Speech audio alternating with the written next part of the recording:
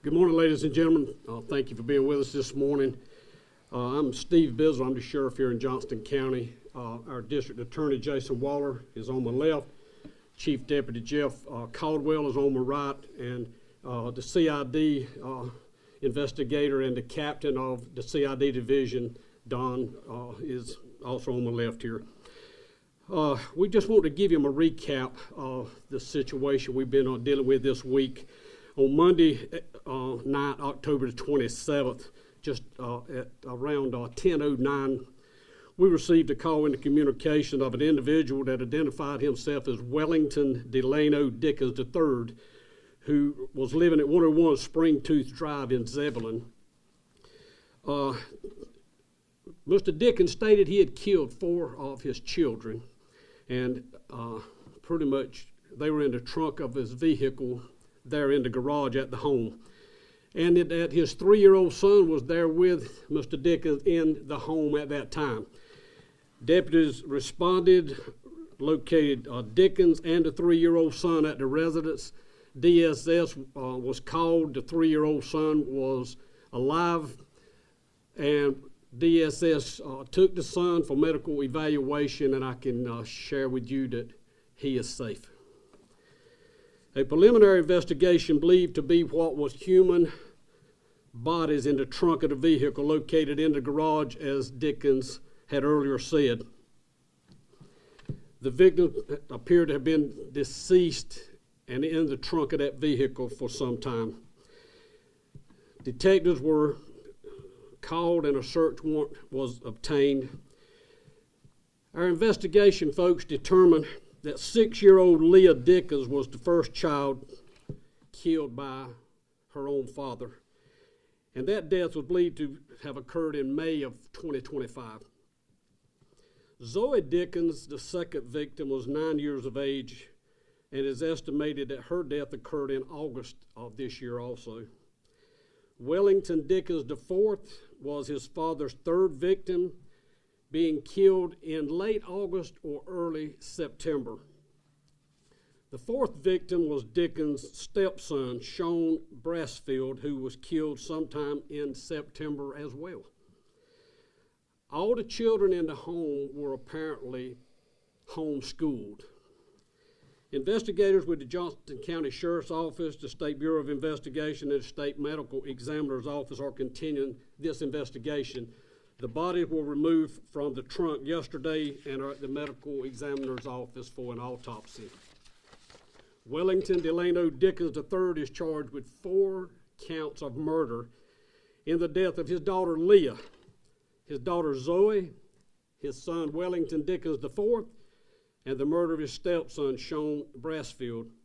He is currently in the Johnston Detention Center without bond.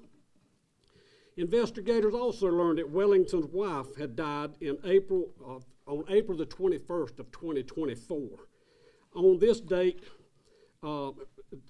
deputies arrived at the same address to assist EMS in a call there. Deputies determined that 37-year-old Stephanie Ray Jones was found deceased by Wellington Delano Dickens III. It was learned Miss Jones was 3 months pregnant and had experienced excessive bleeding the night prior, but refused to go for medical treatment. Investigators responded that night to the scene, continued the investigation, and it was determined Miss Jones died from the complications from a miscarriage, and doctors ruled her death as natural. This is an active and ongoing investigation with the possibility of additional charges being filed. Additional information will be released to y'all at a time that is appropriate as this investigation continues. Folks, there's no known motive at this point why Mr. Dickens murdered these children.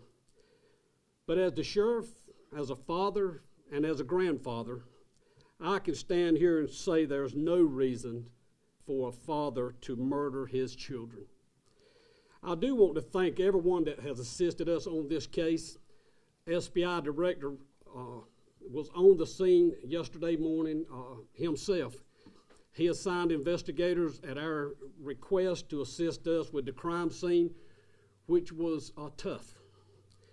SBI agents were there, the crime scene investigators were there, our detectives were there, our district attorney was on the scene also, as well as myself, the captain, and the chief deputy. The medical examiner's office, always great to work with it, but especially in this case involving the death of 4 children. DSS, I want to thank them. I want to thank the colonel of the Highway Patrol that reached out, anything you need. The director of ALE reached out to me, anything y'all need. The FBI reached out. And for the director of the FBI to go to the scene himself speaks volumes about the relationship and the partnership that we all share in any investigation, but especially in an investigation involving the death of 4 children. I would tell you, I was on the scene yesterday, and I saw our investigators, the SBI agents, the captain, the chief deputy, the district attorney, all standing out in the rain under a tent, but we were there for a purpose, and that was to investigate and to put this man behind bars. I would tell you, it was tough on our investigators. We have young investigators that were on the scene yesterday. They're young, they've got young families, they got children of their own. I've got children and grandchildren, and so does everybody that's standing up here with me today. I will tell you, I ask for you and the public's prayers, not only for these victims, but also for other family members, but also for the law enforcement officers that come to work every day and to do what I witnessed yesterday. Yes, that is what we do, and yes, that's what we get paid to do, but folks, we are human too, and I didn't get a lot of sleep last night. I talked to several of the detectives this morning, and they didn't either. I do want to thank the public for the outpouring of support, for prayers and their texts and their phone calls. Say thank y'all for what you do. It is tough. Thank y'all for being here today. I'm going to turn it over now to our district attorney, Jason Waller. Thanks, Sheriff. Thank you. Good morning, ladies and gentlemen, and thank you for being here. Just before midnight on Monday, I got a call from Captain Don Pate of the Sheriff's Office, and he said words that no district attorney ever wants to hear, that we have a death investigation involving children. Under the rules of professional conduct, I am limited in what I can share with you about this ongoing investigation. However, I want to speak to you today not only as the district attorney of Johnston County, but as a father and a member of this community. My heart breaks for these children who have been subject to violence and murder, and for everyone who loves them. Over the past 2 days, I have worked closely with Sheriff Bizzle, Chief Deputy Jeff Caldwell, and Captain Pate, and the men and women of the Johnston County Sheriff's Office, along with Director Chip Hawley and the dedicated agents of the State Bureau of Investigation. Their tireless work in the face of such tragedy reflects the very best of law enforcement and the strength of interagency partnerships. Together, they are conducting a thorough and professional investigation to uncover the truth and to ensure accountability through the justice system. Thank you, Sheriff, for your work. Thank you for putting the children first and our community first. As we continue to move forward, I join our entire community in mourning the loss of 4 innocent lives. The outpouring of love and support for these children has been overwhelming, and I want to assure you that those expressions of care and your calls for justice have been heard. At this stage, the investigation remains active and ongoing. When the investigation is complete, my office will review the evidence and carefully proceed in accordance with the law and the facts. As a career prosecutor who has prosecuted both capital and non-capital murders, I understand the importance of patience and precision in this process. Justice is not achieved through haste, but through diligence, integrity, and unwavering commitment to the truth. The loss we face is unimaginable. The responsibility before us is great. And I can promise you this: I recognize the horror you are all experiencing hearing about this crime. And my office will honor the memory of these children by pursuing justice with strength, compassion, and the respect for the rule of law. Thank you again for being here.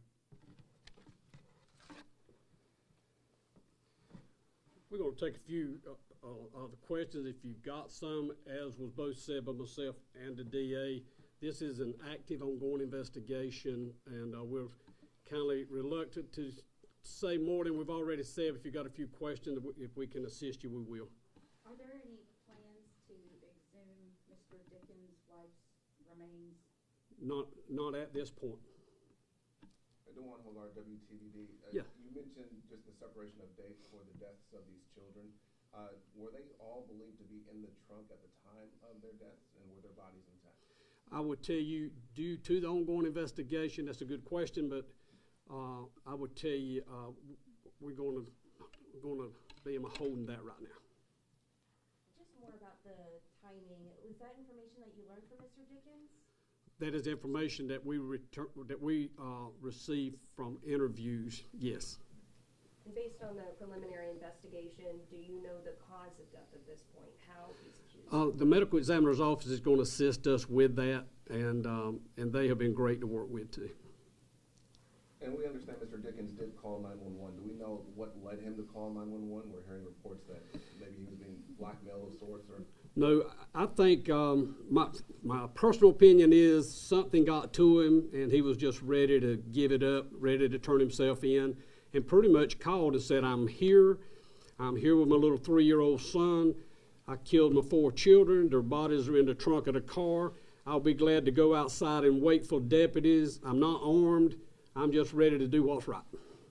And was that interaction pretty, when you all showed up to the scene, did he appear to be cooperative, or? Absolutely. I know you mentioned that the children were homeschooled, but have you learned about anybody else trying to reach out to them since they started going missing? There was a call made by family members in the past, but that apparently went returned. We did canvass the neighborhood yesterday. Detectives went from house to house, talked to everyone, got any information we could get. It appears there wasn't a lot of activity at the house in the past. They, were homeschooled. The mother had died, and I guess the father and the kids were living in the house, and they're in conditions that are unimaginable. Yes. The father of the 18-year-old, have you reached out to you guys? Have you talked to him about it? Have you been trying to reach out to his son and talk with him? Don? We're still in the process with obtaining that. He is in the military, and we're still trying to get records for that at this point. Could you tell us more about that call that was made by family members? I'm sorry? Yeah, could you tell us more about that call that was made by family members? I would tell you, after the district attorney and staff gets a chance to review the call in detail, we were discussing releasing that call in a timely manner. Have you ever seen a case like this before? Not exactly like this. We had the case, the Warren children outside of the town of Princeton back in the early 2000s, and that one still sticks in my mind today.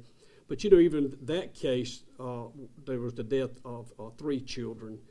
In this case, you got the death of 4 children that was conducted by the father and the stepfather of one of the kids.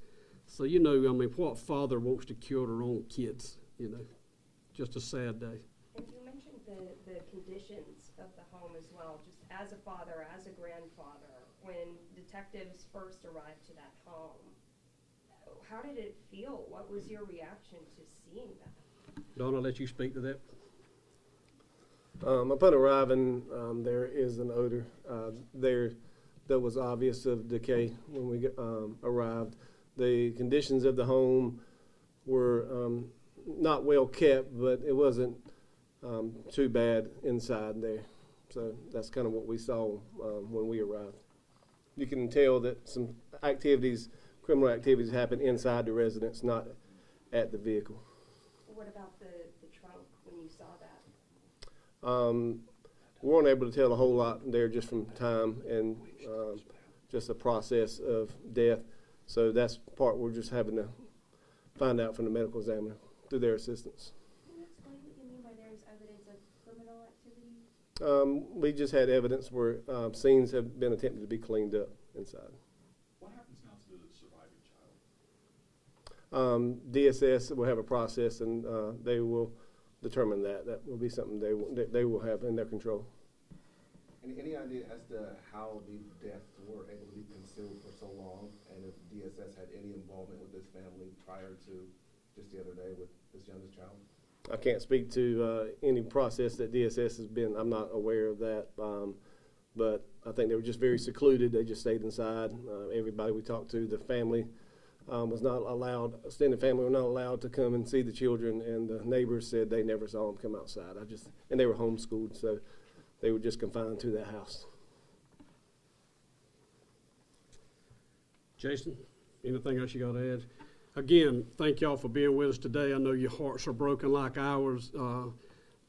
Yesterday was a sad day. At least there's a closure. And thank y'all again for being here today. Thank you for all you do.